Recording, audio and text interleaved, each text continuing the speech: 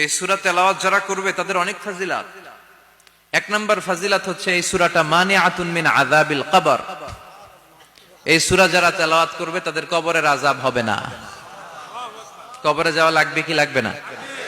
যাওয়া লাগবে না। কার কার হাত তোলেন? একজনও নাই।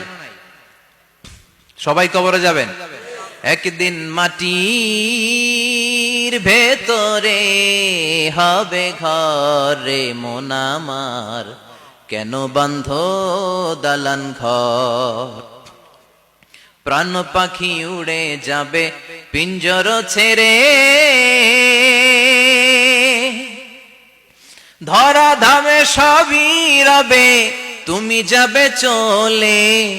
বন্ধু বান্ধব যত মাতা পিতা দ্বারা সুত সবই হবে তোমার পরে মন আমার, কেন বান্ধ দালান ঘর? একদিন মাটির ভেতরে হবে ঘরে মন আমার, কেন বান্ধ দালান ঘর? চিল্লায় বলেন ঠিক কিনা?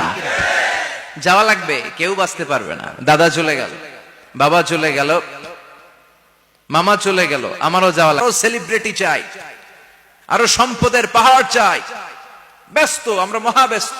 এত ব্যস্ততা কিসের? স্টপ, থামেন, অনেক হয়েছে, আন না, বসেন, একটু ভাবেন।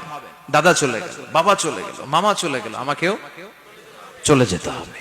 মাঝে মাঝে কবরস্থানে যাবেন, যে একটু দেখবেন এই কবরস্থানে শিশুরা শুয়ে আছে, কিশোররা শুয়ে আছে, আপনার মতো তাগড়া যুবকরা শুয়ে আছে, ওদেরও রক্ত গরম ছিল আপনার মতো।